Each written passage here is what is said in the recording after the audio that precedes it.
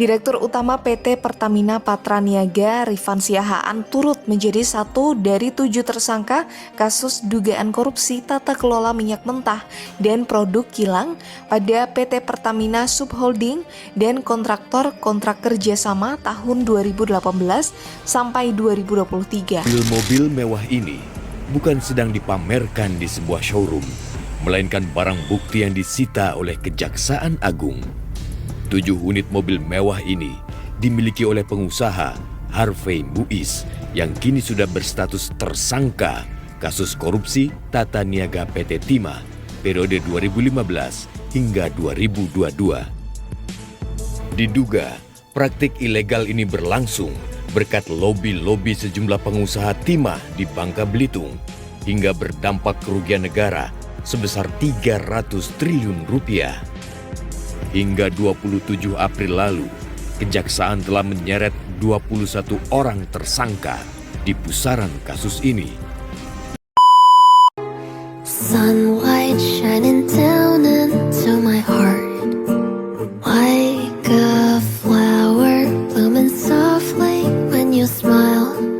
I finally found you.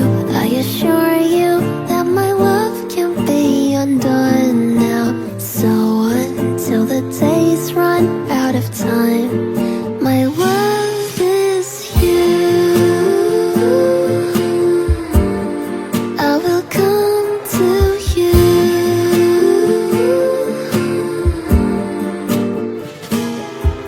Sometimes when I'm dreaming of the stars, I think of you till when I would dive into the sky.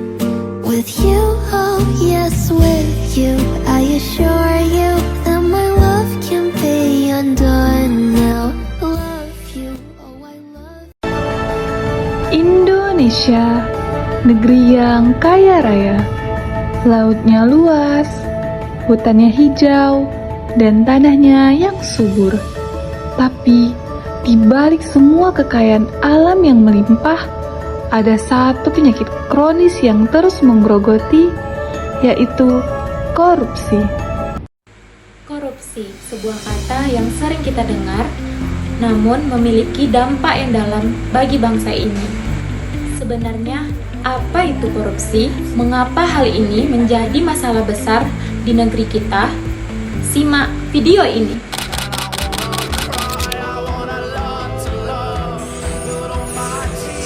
Seperti apa kemudian tanggapan juga dari pegiat anti korupsi soal ujung aliran dana Syahrul Yassin Limpo ini, termasuk dugaan adanya dana dalam kasus pemerasan pimpinan KPK? Dalami hasil penggeledahan yang dilakukan di Kementerian Sosial untuk kasus korupsi bansos. Korupsi adalah penyalahgunaan kekuasaan atau jabatan untuk keuntungan pribadi. Nah, korupsi ini bisa berupa suap, gratifikasi, penggelapan, atau pemalsuan data. Semua korupsi ini bisa dapat merusak tatanan sosial dan kepercayaan publik. Kenapa sih korupsi bisa terjadi? Kamu nanya? Ente kadang-kadang ente ya?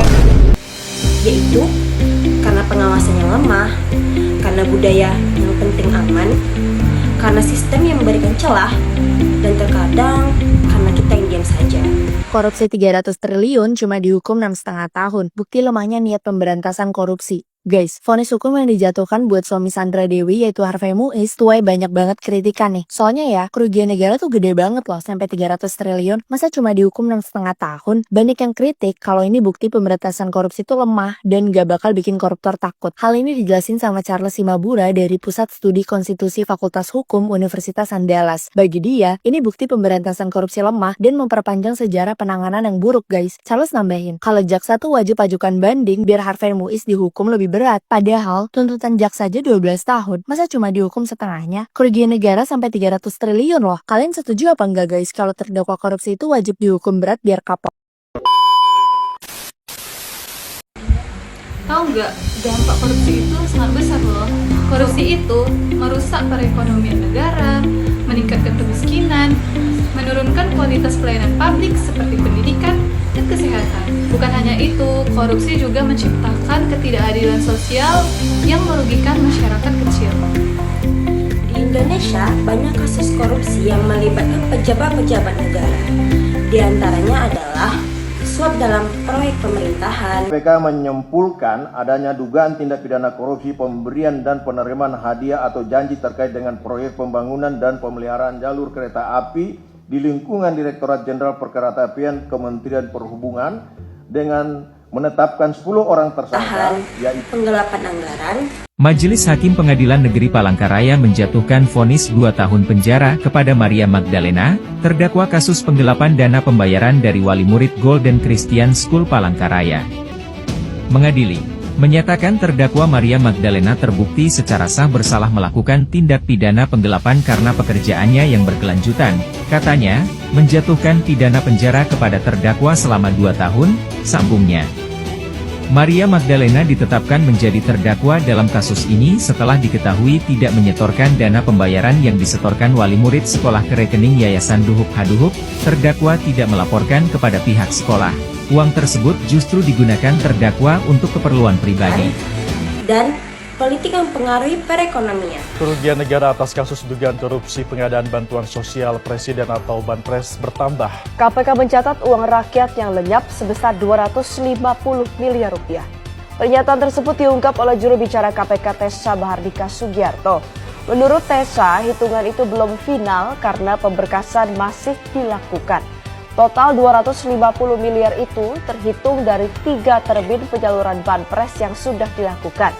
KPK awalnya menyebut kerugian negara dalam kasus ini sebesar 125 miliar rupiah. Namun ada penambahan kerugian negara dari hasil perhitungan yang dilakukan.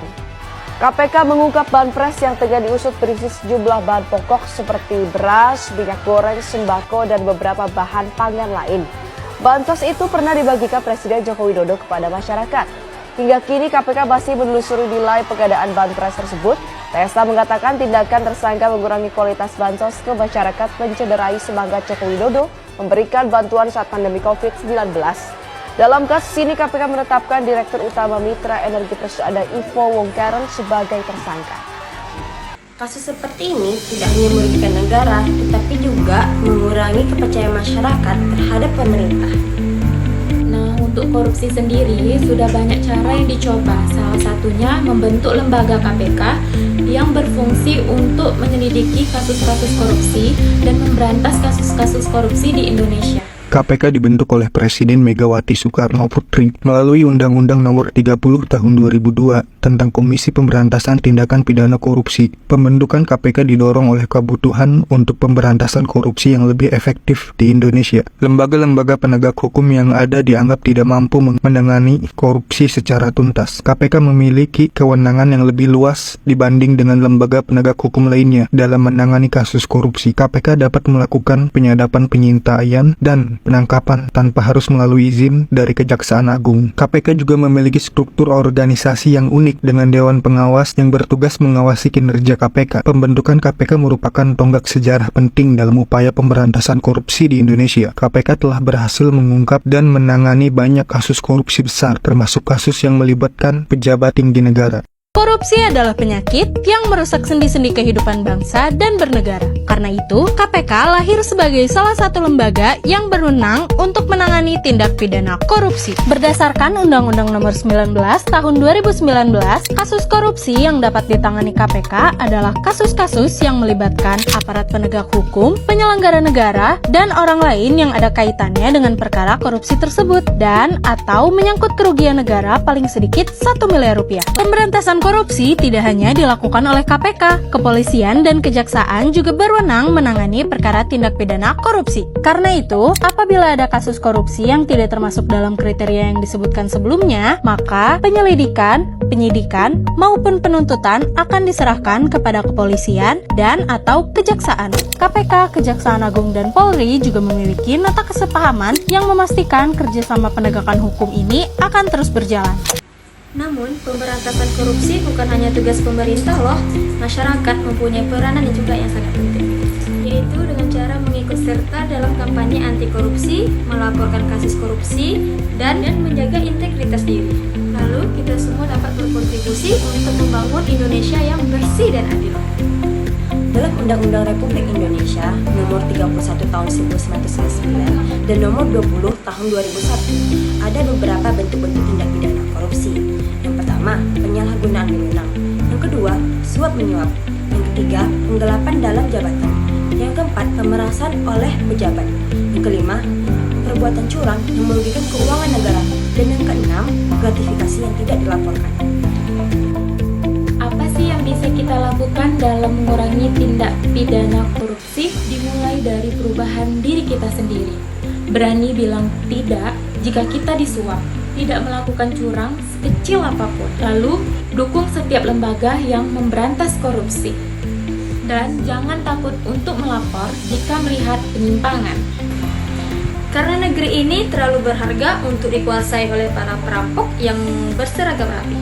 Lawan korupsi demi masa depan yang lebih bersih. Korupsi adalah musuh bersama.